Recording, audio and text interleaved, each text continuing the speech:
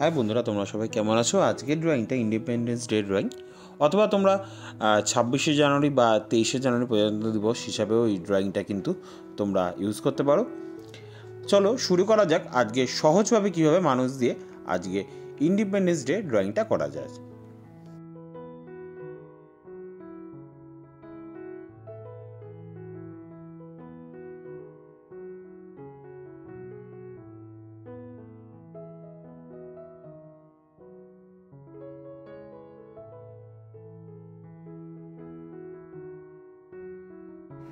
Step by step ড্রয়িংটা খেয়াল করবে, খুব সহজভাবে আমি এই ড্রয়িংটা করেছি তোমাদের জন্য। ফিগারটা একদম সহজভাবে ব্যাক ফিগার দিয়ে করেছি, যাতে তোমাদের বুঝতে অসুবিধা না হয় এবং সহজভাবে ড্রয়িংটা তোমরা করে উঠতে পারো। যারা আমার চ্যানেলে যে প্রথমবার এসেছো তাদের জন্য বলো অতি অবশ্যই চ্যানেল সাবস্ক্রাইব করো, কারণ আমি তোমাদের জন্য খুব সহজভাবে ড্রয়িং দিয়ে থাকি। আমি রেগুলার কিছু না কিছু ছোটদের জন্য ড্রয়িং দিয়ে থাকি, সাবজেক্ট ড্রয়িং এবং স্কুল ড্রয়িং এবং প্রজেক্ট ড্রয়িংগুলো আমি করে থাকি। তোমাদের পছন্দ মতন ড্রয়িংগুলো কিন্তু অনেক ভিডিও আছে, সেটা তোমরা কিন্তু বেছে নিতে পারো তোমাদের স্কুলের জন্য, এবং কম্পিটিশনের জন্য খুব সহজভাবে ড্রয়িংগুলো তোমরা করতে পারবে। চলো বাকি ড্রয়িংটা ধীরে ধীরে দেখা যাক।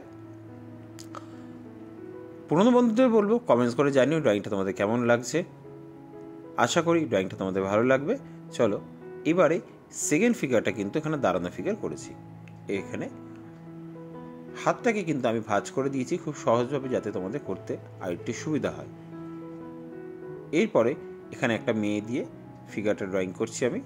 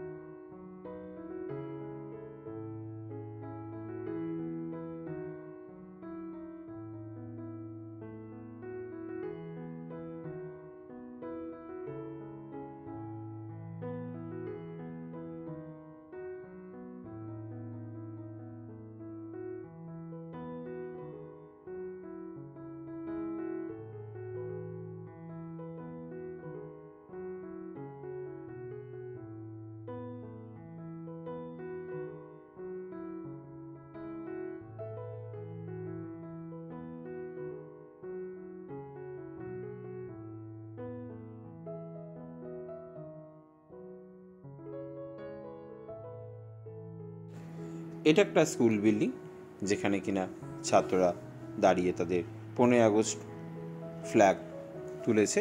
এখানে এইভাবে আমার ড্রয়িংটাকে আজকে ভাবনা চিন্তা করে করছি, যাতে তোমাদের স্কুলের ড্রয়িংয়ের জন্য কিন্তু এটা খুব ভালোভাবে কাজে লাগবে। 15 আগস্ট বলে কিন্তু স্কুলের জন্য এই ড্রয়িংটা তোমরা খুব সহজভাবে করতে পারবে।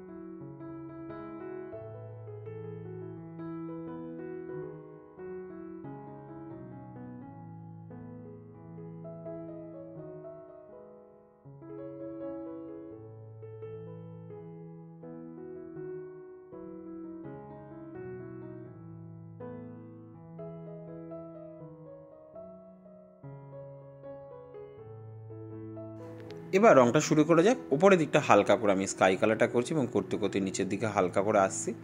উপরের দিকটা ডার্ক হবে এবং নিচটা কিন্তু একটু হালকা করে দেবে। এইভাবে কালারটা করতে করতে যাবে এবং দেবে কালারটা খুব সুন্দর এবং ভালো লাগবে। এইভাবে ধীরে ধীরে নিচের দিকে করতে করতে যাবে এবং নিচটা কিন্তু খুবই হালকা হাতে করবে যাতে দেখতে ভালো লাগবে।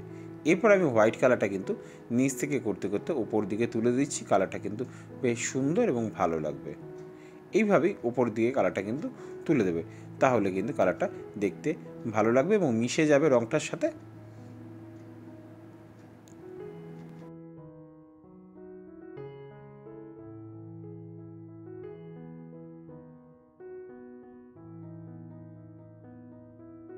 প্রথমে মিডিয়াম ইয়েলো দিলাম, তারপর লাইট গ্রিন, এবারে কিন্তু আমি পার্সিয়ান গ্রিন কালারটা দিয়ে কিন্তু পুরোটাকেই করে দিলাম।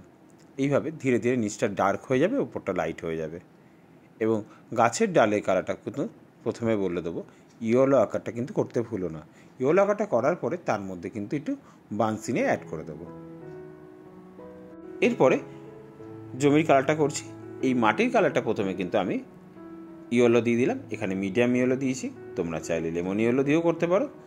লেমন ইয়েলো দেওয়ার পরও সেখানে কিন্তু হালকা করে ইয়েলো গ্রিন করবে।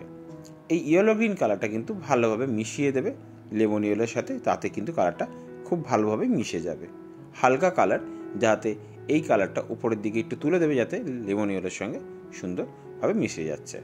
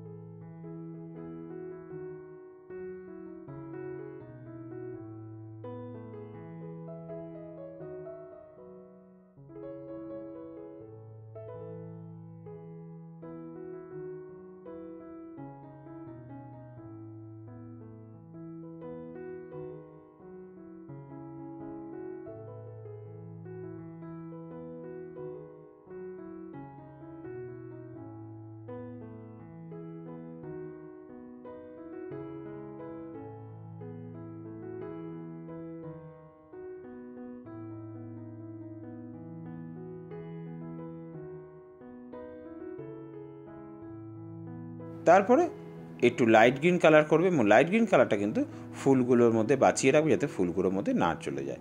এই লাইট গ্রিন কালারটা এবার একটু ইয়েলো গ্রিনের মধ্যে হালকা হাতে ওপরের দিকে তুলে মিশিয়ে দেবে, তাহলে কী হবে, কালারটা কিন্তু অ্যাডজাস্ট হয়ে যাবে এবং দেখতে সুন্দর লাগবে। প্রতিটা কালার একটা কালারের সঙ্গে একটু উপরের দিকে তুলে মিশিয়ে দেবে, তাতে কালারটা কিন্তু দেখতে ভালো লাগে। সব ক্ষেত্রেই তাই, কিন্তু এটা কিন্তু তোমরা ভুললে চলবে না।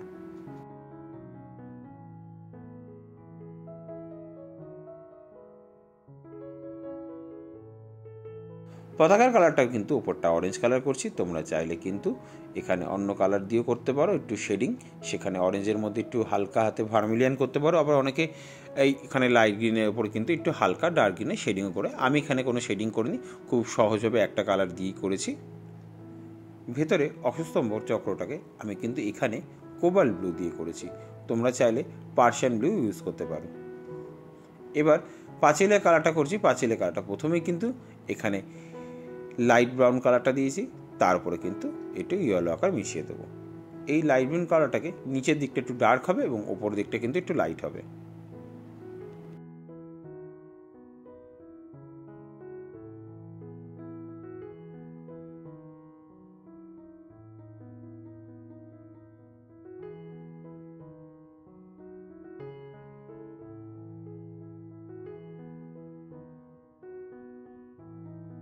পাঁচিলের উপর বড়াটা কিন্তু আমি এখানে অরেঞ্জ কালার করে দিলাম। এবার কিন্তু এই পাঁচিলের পরে বাড়ির কালারটা করছি। এটা কিন্তু পেল অরেঞ্জ কালার, বা তোমরা ভাবছো পিচ কালার, না, এটা কিন্তু পেল অরেঞ্জ কালার।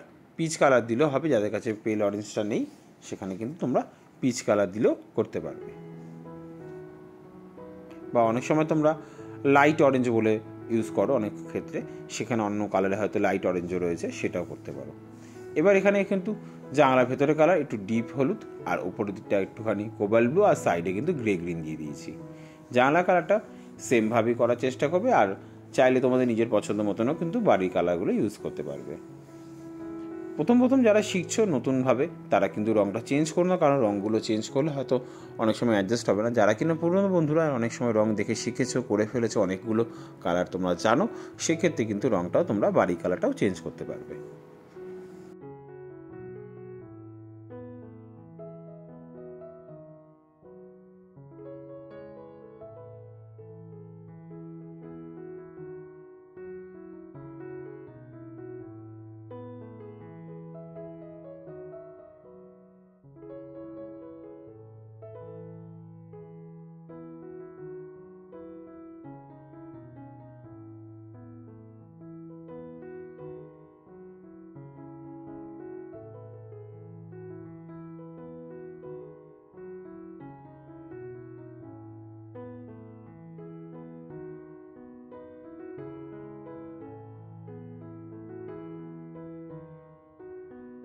এবং বাড়ি কালার শেডিংয়ের পরে একটু হালকা হাতে একটু অরেঞ্জের শেডিং দিয়ে দিলাম। এবার কোবাল্ট ব্লুটা একটু ডার্ক করে ভেতর দিকটা করছি ওপরে। সেমভাবে জানলা কালারটা কিন্তু করে দিতে পারবে, তোমাদের কোনো প্রবলেম হবে না। এখানে কোবাল্ট ব্লুটা উপর দিকটা করার পরে ভেতর দিকটা ক্রোম এলো ডি করতে পারো, অথবা চাইলে তুমি কিন্তু সেখানে রঙটা চেঞ্জ করে দিতে পারো। কারণ ভেতরের কালারটা আর বাড়ি কালারটা যেহেতু এক হয়ে যাচ্ছে, সেক্ষেত্রে কিন্তু এই ভেতরের কালারটা একটু অরেঞ্জ কালার করে দিলাম। এই অরেঞ্জ কালার করলে কালারের সঙ্গে অ্যাডজাস্ট হয়ে যাবে। এবার দূরের বাড়িটা কিন্তু এখানে পিঙ্ক কালার করছি।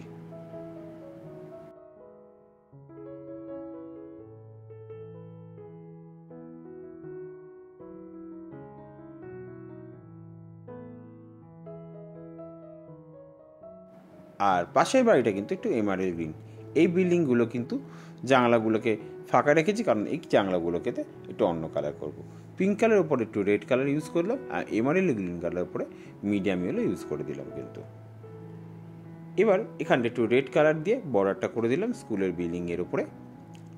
ধীরে ধীরে রঙটা কিন্তু শেষের দিকে আসছে এবং রঙটা কিন্তু বেশ সুন্দর এবং খুলে উঠছে। তোমরা কিন্তু এইভাবেই রঙটা করার চেষ্টা করবে পরপর, তাহলে রঙটা কিন্তু খুবই ভালো লাগবে। এবার লাইট ব্রাউন কালারটা দিয়ে কিন্তু আমি নিচটা করলাম, এবং করার সময় খেয়াল লাগবে যাতে ফিগারে বা মানুষের হাতে বাতে রঙ যাতে না চলে যায়, তাহলে কিন্তু দেখতে খারাপ লাগবে। এবার টবের কালারটা একটুখানি বানসিনিয়া ওপরটা দিয়ে দিলাম, বা ডার্ক ব্রাউনও তোমরা দিতে পারো। এখানে একটুখানি হালকা হাতে করার পরে নিচটা কিন্তু একটু ইয়েলো আকার করে দিলাম। এইভাবে নিচে কিন্তু টপগুলোকে ইয়েলো আকার দিয়ে সুন্দর করে করে দেবে। এবং সাইডে একটুখানি অরেঞ্জ কালার ইউজ করে দিই শেডিংয়ের জন্য। এখানে কিন্তু একটু ডার্ক ব্রাউন কালার ইউজ করেছি নিচের দিকের কালারটার জন্য, আর ওপরটা ইয়েলো আকার করে দিলাম। এবার বিল্ডিংগুলোতে সব কিছু জানলাগুলোতে একটু কোবাল্ট ব্লু ইউজ করে দিলাম, ব্লু কালার দিলে দেখতে ভালো লাগবে। এবং মানুষের ফিগারের দিকে চলে আসলাম। এবার কিন্তু আমি চুলের কালারটা ফার্স্টেই করে দিলাম। তোমরা কিন্তু ব্ল্যাক বর্ডার পেন্সিল বা রং দিয়ে করলে শেষের দিকেই করবে, কারণ আমি এখানে যেহেতু মার্কার দিয়ে করছি সেহেতু রংটা বেরোনোর কোনো চান্স নেই, সেহেতু আমি আগে থেকে মাথা ব্ল্যাক দিয়ে ওপরটা করে দিলাম। তোমরা কিন্তু সবার শেষেই করবে যারা কিন্তু পেন্সিল কালার অথবা যারা কালার রং দিয়ে করছো, তাদের জন্য কিন্তু লাস্টেই বর্ডার পেন্সিল করা ভালো, কারণ জামার মাথার পেছন থেকে রং অনেক সময় স্প্রেড হয়ে যেতে পারে। এবার আমি একটু হালকা করে অরেঞ্জ কালার করে হাতে পায়ের কালারটা কিন্তু পিচ কালার করে দিচ্ছি। খুব সহজভাবে 15ই আগস্টের ড্রয়িং তোমাদের জন্য, ছোট বন্ধুদের জন্য বলছি, যাদের বাড়িতে ছোট বাচ্চা আছে তাদের জন্য বলছি। আমার চ্যানেলটা খুব হেল্পফুল, কারণ ছোট বাচ্চারা খুব সহজভাবে এই ড্রয়িংটা করে উঠতে পারবে। এরপরে স্কুল ড্রেসের কালারটা করে দিচ্ছি, জামা কালারটা ইয়েলো কালার, এটা একটু মিডিয়াম ইয়েলো কালার করছি।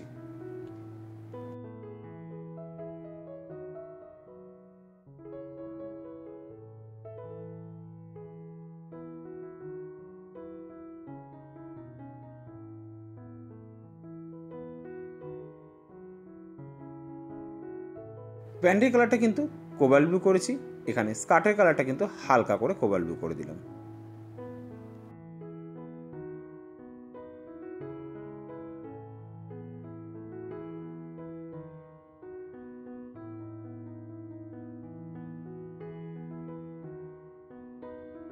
এখানে টিচার তার জামার কালারটা কিন্তু এমারেল গ্রিন কালার করেছি, এবং তারপরে হোয়াইট কালার দিয়ে কিন্তু ভালোভাবে মিশিয়ে দিয়েছি। তোমরা দেখতেই পাচ্ছ, ভালোভাবে মিশিয়ে দিলে কালারটা কিন্তু একদিকে ডিপ আর একদিকে লাইট কালার হয়ে রইল।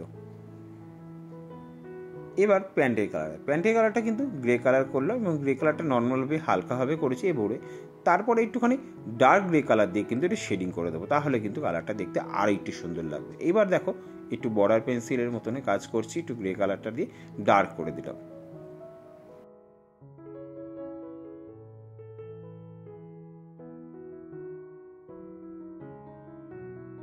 ফুলগুলো কালার লাল, হলুদ বা অরেঞ্জ কালার করতে পারো, ইয়েলো দিতে পারো, তোমাদের পছন্দ মতন কালার তোমরা কিন্তু ফুলের কালার করতে পারো।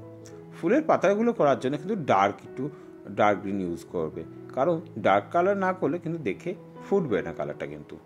এরপরে বর্ডার পেন্সিলে কিছুটা কাজ বাকি রইলো, সেখানে কিন্তু বর্ডার পেন্সিল দিয়ে ধীরে ধীরে আমি কিন্তু গাছে পাতাগুলো এফেক্ট আনার জন্য ছোট ছোট পাতার এফেক্ট করে দিচ্ছি। তোমরাও কিন্তু একটু বর্ডার পেন্সিল দিয়ে এরকম এফেক্ট এনে দেবে।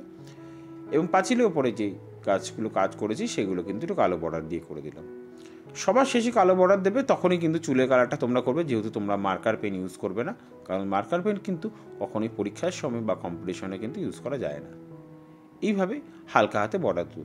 আরেকটা জিনিস মাথায় রাখতে হবে, কিন্তু কালো বর্ডার পেন্সিল দিয়ে আঁকার পরে কিন্তু পতাকা কখনোই কালো বর্ডার করবে না, কারণ কালো বর্ডার কখনোই আমাদের ইন্ডিয়ান ফ্ল্যাগ বা পতাকার মধ্যে করা উচিত না। তাই কিন্তু এটা সব বন্ধুদের আমি বলে রাখলাম, বর্ডার করার সময় তোমরা কিন্তু হঠাৎ করে মনে হবে যে কালো বর্ডার দিয়ে ফ্ল্যাগটাকেও বর্ডার দিয়ে দিই, কিন্তু এটা কখনোই করার চেষ্টা করবে না, তাহলে কিন্তু তোমাদের নাম্বার কাটা যাবে। এইভাবে হাতে পায়ে কিন্তু হালকা করে বর্ডার দিয়ে দিলাম জামা প্যান্টে। এখানে তুমি বর্ডার করতে পারো, কিন্তু ফ্ল্যাগে ভুলেও কিন্তু বর্ডার করবে না। আশা করি বন্ধুরা ড্রয়িংটা তোমরা বুঝতে পেরেছো। আবার দেখা হচ্ছে পরের ভিডিওতে।